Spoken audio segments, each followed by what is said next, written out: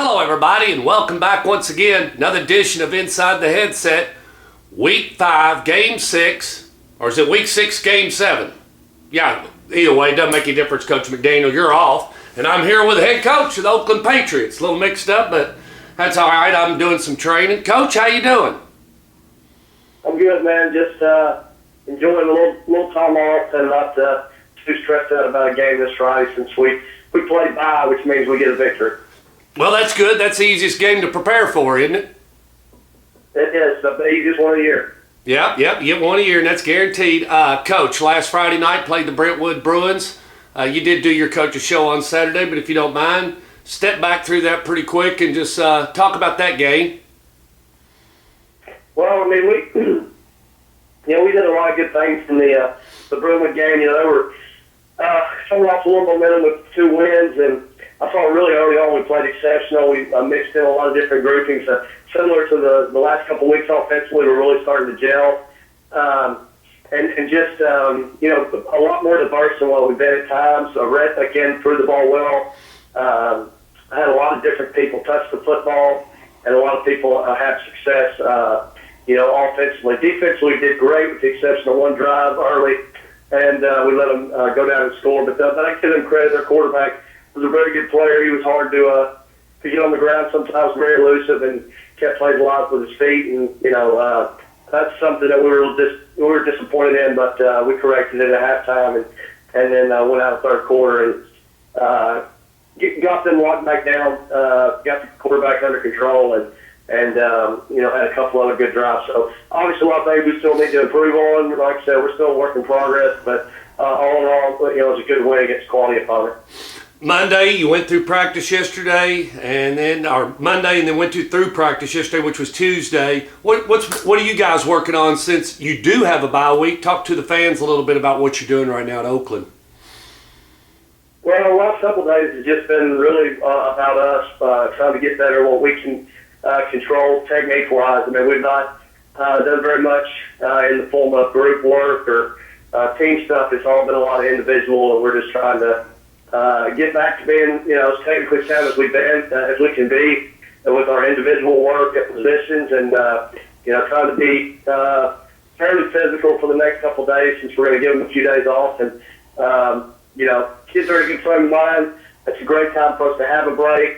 We're not really too banged up. A few people that are injured, but for the most part, we've been very healthy and very fortunate. So, but it's still, we're 6 games in.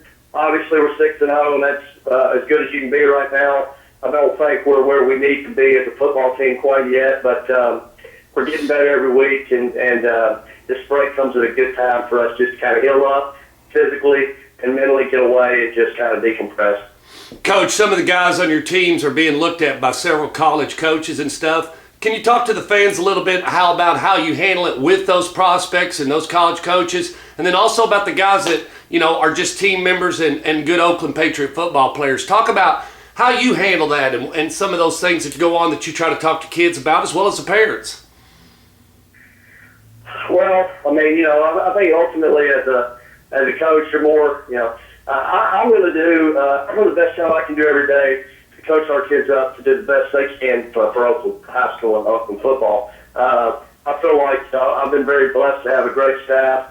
I would contest with anybody that we have the best staff around, and I think we do a tremendous job of coaching our kids up.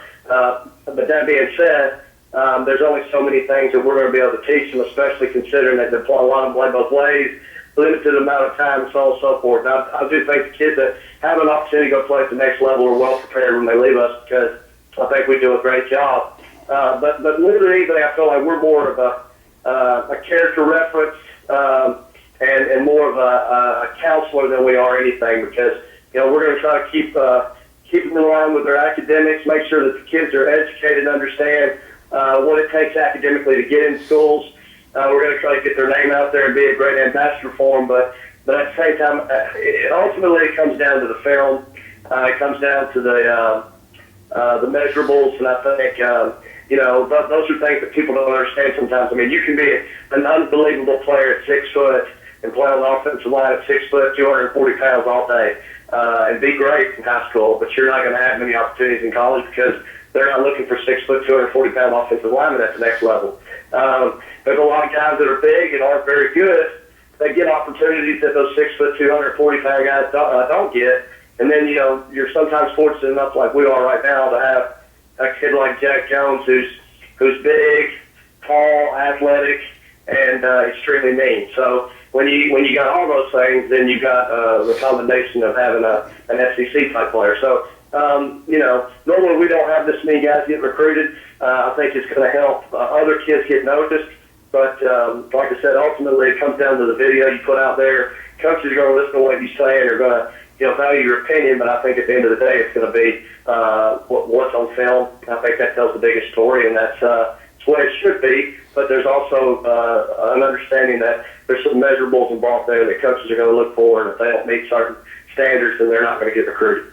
You opened the door, so I'll go ahead and kick it in. And I'm just going to use Jack since we use Jack. Jack is a very persistent, dedicated football player, and his grades, I'm sure, are in line. I mean, it's just, but it's more to it than just doing just a few things. There's a plethora of things that have to be done, don't they, Coach? Yeah, I mean, I don't think. Jack had a solid sophomore season on the offensive line. He had some injuries early on. He put enough good film out there as a sophomore to draw intrigue. And then one of the things, whether we like it or not, that has really changed over the last few years is if you want to get recruited, you have to go to combines. You have to go to camps, and people have to see you in person. I think once people began to do that with Jack and see the upside of his frame and how big he could be, because he's nowhere near the size that he'll be when he gets to college. I think that obviously added to the intrigue. His athleticism for his size is very much above average, if not excellent, for being as big as he is. And then, like I said, then the X factor with a kid like that is usually big guys that are always bigger than everybody else. A lot of times are passive. He just happens to be different than most. And when I say that, a lot of kids that are that size are all the time are always being told, don't be rough, don't push Johnny, don't do this. And Jack just has that instinctual gene where he understands that football is an opportunity to do something you don't get to do in society. So that's probably why he's a little different than others. But we've got several guys. I mean, Kevin Prather's really come on. He's one of those ones that is playing well but have to play great in order to get noticed because he's 6'1", and because of his height, he's going to be limited until his film looks like it's off the charts, and which it's beginning to. And then you have Austin Barrett, his film speaks for itself, and so it's just that there's a lot of factors involved. It's not just about being a good football player. You got to have everything in line. You got to know how to talk to coaches.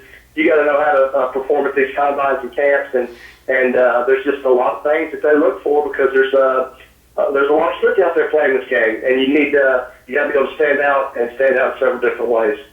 Coach, you got a tough opponent coming up, and talk to the fans about it and how you're prepared for Baylor. And it is down at their place, and boy, I'm thinking about making that trip next Friday night. But even though you're off and everybody else will be playing, talk about the preparation for Baylor.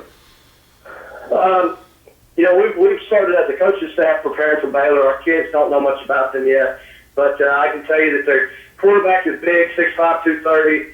Very savvy, stand in the pocket and operates extremely well. Will be one of the best quarterbacks that we faced all year. Tailback, he's not a big guy per se compared to some of the other tailbacks in our league. Probably along the lines of the Denzel Harding as far as size-wise. He's already got an offer from, I believe he's already committed to Western Kentucky. He looks like he's very explosive on film. Big tight end. They're going to be they're going to have good size at every position. And I just think for this, over the last 7, 8, 9 years, however long Coach Massey's been at Baylor, they have been one of the teams to contend with in the Division II. So it's going to be a huge challenge for us. I mean, they're a quality football team, and we'll definitely have to play well in order to beat them. And people say, well, it's not it doesn't carry a whole lot of weight, but the way the system is now, it does carry a lot of weight. You need to win every one of them. So this one's important. It'll be a big challenge for us, and we will have our hands full, not just because they're a great football team, but because we're going to be doing a Darryl Falk race, when everybody else is off enjoying time away, we're going to have to be prepared and get ready to play a football game, and a tough one at that. So it'll be interesting. Well, you speak of that quarterback. He'll have to be brought down by committee, won't he? Yeah, he's a really good player, and like I said, we've not the kids don't know much about him yet, but quarterback, tight end, and running back are all very special players for Baylor, and it'll be a challenge for our defense to see how we can defend that. Coach, I understand you had some family in on Saturday. That go okay? Did they come to the game and enjoy it and everything? Yeah, man. My dad typically comes to all the games for whatever reason. He drives in just about every weekend, and it's just what he likes to do, and he's been doing it ever since I was in college. So that's his deal. He's going to travel and see me play or coach or whatever it may be, and I think it doesn't hurt that we got a 21-month-old at home that they want to see as well. So I get to see my family quite a bit, and our weekends are usually pretty full. So it's good. Got a lot of family around, and we're fortunate to have that support. I'm glad you got that relationship with your father, and I'm glad he's still living, and you're able to enjoy that, and he's able to enjoy his grandchildren. What you gonna do Friday night?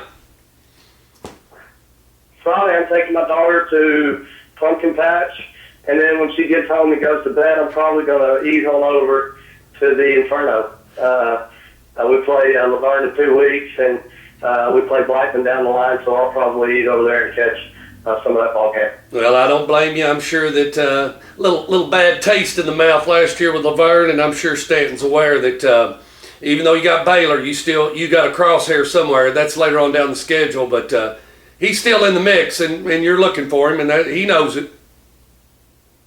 Yeah, they don't know they're we'll worry about better right now, but I know they're getting better, and I'm just going to go be a fan and just watch the game. I know it'll be a good football game. Hey, be sure to take a look at that band. I'm sure they'll be playing loud over at Ray Hughes Stadium here about week 9, so you'll get a taste of that. All right, Coach. Anything else you want to add, or you want to wrap it up, or talk to the fans and let them know how much you appreciate them or anything? No, yeah, man. It's been a great season. We've had unbelievable support at home and on the road, and obviously, like I said, I don't think the season so far can have gone any better than it has, with the exception of a couple injuries here and there. But we're very appreciative of everybody's support thus far, and we're just going to continue to try to keep getting better and hopefully, represent our school the right way. I think our kids are doing that. So we're excited about this final push toward the end of the regular season. It's hard to believe we're 6 games in and, fixing to be a fall break. But, boy, the fall goes fast, and we're having fun, and we're excited to keep playing. That's great. I got a convention, another one next week. I got to go to Dallas, but where am I going? I'm going to Fort Lauderdale next week. But when I get home, I'll come over and see you Thursday. I'll do your show and walk through on Thursday, and then we'll go and we'll travel to Chattanooga, I guess, and go watch Coach McDaniel and the Oakland Patriots take on Baylor. That's next Friday night. And Coach, is that a 7:00 game Eastern Standard Time? Yes, sir, it is. So that'll be 6:00 the borough time. So kids, hang tight, and stick with Coach McDaniel and stay with the Patriots as they continue this march through the 2013, whatever year we're in. Anyway, catch you kids later.